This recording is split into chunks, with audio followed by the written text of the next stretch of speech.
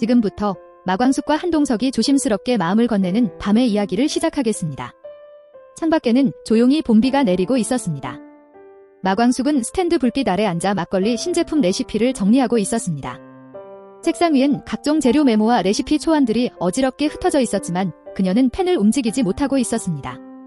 손끝만 의미 없이 종이 가장자리를 문질렀습니다.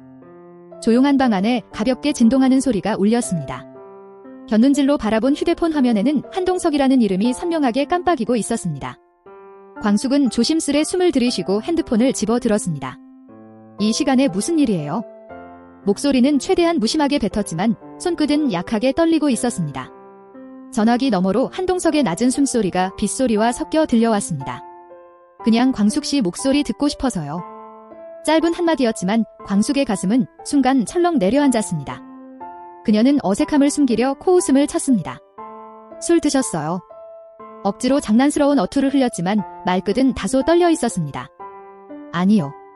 웃음 섞인 그의 목소리는 오히려 한층 부드럽게 들려왔습니다. 술 없이도 취하게 만드는 사람이 있대요? 저한테는 광숙씨가 그렇거든요.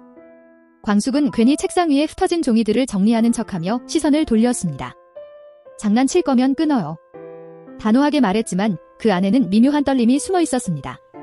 진심입니다. 한동석의 목소리는 낮게 가라앉아 있었습니다. 그의 진심이 고요히 스며들듯 광숙의 귓가를 간지렸습니다. 광숙씨 생각하면요, 별것도 아닌 하루가 괜히 좋아지고 괜히 들뜨고 그래요. 그냥 그 웃는 모습 한 번이면 하루 종일 기분 좋아요. 광숙은 아무 말도 할 수 없었습니다. 손끝으로 무심히 종이 위를 긁으며 가슴 깊은 곳에 번져오는 묘한 떨림을 애써 외면했습니다. 그런 말 아무 데서나 하면 안 돼요. 입술을 굳게 다문 채 겨우 꺼낸 말은 차가워 보였지만 목소리 끝에는 어딘지 모르게 서늘한 떨림이 묻어났습니다. 아무 데서나 하는 말 아니에요? 한동석은 조용히 대답했습니다. 잠시 고요한 정적이 두 사람 사이를 메웠습니다. 그 틈을 비가 내리는 소리가 조심스럽게 파고들었습니다. 광숙은 짧은 숨을 들이쉬었습니다. 이 모든 대화를 외면하고 싶었지만 마음속 깊은 곳 어딘가가 점점 젖어들고 있었습니다.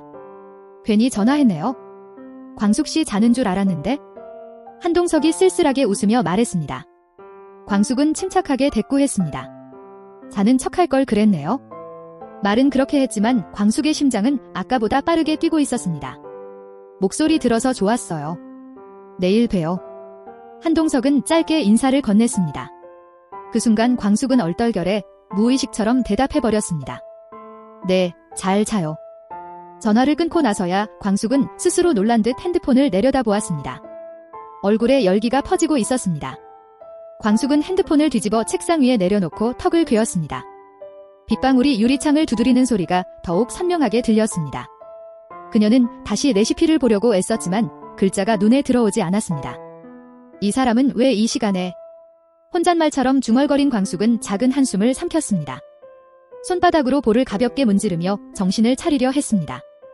하지만 가슴속 깊은 곳에서 퍼져나온 미묘한 설렘은 쉽게 사그라지지 않았습니다. 책상 위에는 여전히 흐트러진 종이들과 덮어놓은 막걸리 레시피 노트만이 조용히 자리를 지키고 있었습니다. 광숙은 멍하니 그 노트를 바라보다가 털썩 의자에 몸을 기대었습니다. 창밖에서는 여전히 봄비가 부드럽게 내리고 있었습니다. 그 부드러운 빗소리에 맞춰 그녀의 마음도 천천히 물들어가고 있었습니다. 눈을 감은 광숙은 조심스럽게 한동석의 말을 떠올렸습니다. 술 없이도 취하게 만드는 사람, 나한테는 광숙씨가 그렇거든요. 그 말이 마음 한가운데를 부드럽게 두드리고 있었습니다. 바보 같은 사람. 광숙은 웃지도 못하고 속으로만 중얼거렸습니다. 그 말 한마디에 이렇게 쉽게 흔들리다니. 스스로를 다잡으려 했지만 이미 마음은 고요히 흔들리고 있었습니다. 그녀는 다시 한번 길게 숨을 내쉬었습니다. 그리고 조심스럽게 책상 위에 있던 레시피 노트를 정리하기 시작했습니다. 하지만 손끝은 여전히 미세하게 떨리고 있었습니다. 그날 밤 광숙은 한참 동안 책상 앞에 앉아 있었습니다. 막걸리 레시피는 한 줄도 쓰지 못했습니다. 다만 봄비가 내리는 소리와 함께 조용히 마음만 젖어갔습니다. 지금부터 이런 이야기를 시작합니다. 마광숙은 어머니 공주실의 부탁으로 골든캣을 실버타운의 댄스 동아리 발표회에 참여하게 됩니다. 단순한 어머니의 행사라고 생각했지만 그 자리에서 뜻밖에도 한동석 회장을 마주하게 되며 두 사람 사이의 감정선이 서서히 움직이기 시작합니다. 여기까지 오신 거 어머님이 부탁하셔서죠? 한동석은 가볍게 웃으며 마광숙을 바라봤습니다. 그의 장난기 어린 말투에 마광숙은 짧게 웃고 고개를 저었습니다. 어머니가 부탁하신 건 맞지만 오긴 내가 왔어요. 억지로 끌려온 건 아니에요. 그 부탁 안에 저도 들어있다는 걸 아셨다면 안 왔을 수도 있겠네요. 그의 농담 같은 말에 마광숙은 대꾸 대신 미소로 넘겼습니다. 속은 분명 조금 복잡해지고 있었지만 겉으로는 아무렇지 않은 척했죠. 무대에선 할머니와 할아버지들이 밝게 웃으며 열정적인 댄스를 선보이고 있었습니다. 음악은 빠르게 바뀌고 무대엔 박수 소리가 끊이지 않았습니다. 공연이 마무리된 뒤 사회자가 마이크를 잡고 외쳤습니다. 자, 이제는 모든 분들이 함께하는 시간입니다. 자리에서 일어나 함께 춤을 춰보세요. 골든캐슬의 가족이라면 누구든 환영입니다. 관객석 곳곳에서 어르신들이 일어나기 시작했고 분위기는 더욱 들떴습니다. 마광숙은 몸을 살짝 웅크리며 조용히 빠져나가려 했지만 마이크를 다시 잡은 사람은 바로 어머니 공주실이었습니다. 우리 광숙이랑 회장님. 오늘 이 자리에 특별히 와주셨는데 그냥 보내면 섭섭하잖아요. 두 사람 무대로 나와주세요. 엄마. 마광숙은 민망함에 눈을 크게 떴지만 이미 분위기는 걷잡을 수 없게 흘러가고 있었고 동석은 조용히 손을 내밀었습니다.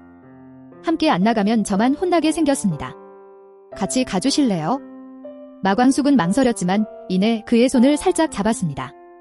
둘의 손끝이 맞닿는 순간 묘한 감정이 서로의 사이를 스쳤습니다. 발 밟지 마세요. 같이 조심합시다. 음악에 맞춰 두 사람은 천천히 발을 옮겼습니다. 조금 어색했지만 발걸음은 생각보다 잘 맞았고 어느새 그들의 거리도 조금씩 좁혀졌습니다. 동석은 낮은 목소리로 말을 이어갔습니다. 요즘 자꾸 생각나더라고요. 그냥 뭐랄까? 바쁘게 살다가도 문득요. 마광숙은 일부러 시선을 무대에 고정한 채 대답하지 않았습니다. 하지만 손끝이 살짝 떨리는 건 숨기지 못했죠. 오늘은 어쩌면 이런 기회가 나한텐 마지막일 수도 있겠다 싶었어요. 그래서 그냥 같이 춤 한번 추고 싶었습니다. 그 말에 마광숙은 말없이 고개를 숙였습니다. 입술을 깨물며 잠시 침묵하던 그녀는 이내 조용히 말했습니다. 오늘까지만이에요. 아무것도 약속하지 마세요. 동석은 미소를 지으며 고개를 끄덕였습니다. 그거면 충분합니다. 오늘 하루가 저에겐 아주 특별하니까요. 공연장의 조명이 하나둘 꺼지고 사람들이 자리를 정리할 때까지 두 사람은 무대 가장자리에서 한참을 더 서 있었습니다. 말없이 함께 서 있었던 그 짧은 시간이 오히려 어떤 말보다 큰 여운을 남기고 있었죠. 밖으로 나왔을 땐 이미 해가 저물고 골든캐슬 앞마당엔 노란 조명이 켜져 있었습니다. 봄 저녁 특유의 찬바람이 살짝 스쳤고 마광숙은 잠시 멈춰서서 한동석을 바라봤습니다. 이제 진짜 가보세요. 오늘은 충분히 흔들렸으니까요. 한동석은 아무 말 없이 고개를 끄덕이고 그녀를 향해 조용히 웃었습니다. 두 사람의 발걸음은 서로 다른 방향을 향했지만 그들의 마음은 오늘 하루의 여운 속에 오래도록 머물고 있었습니다.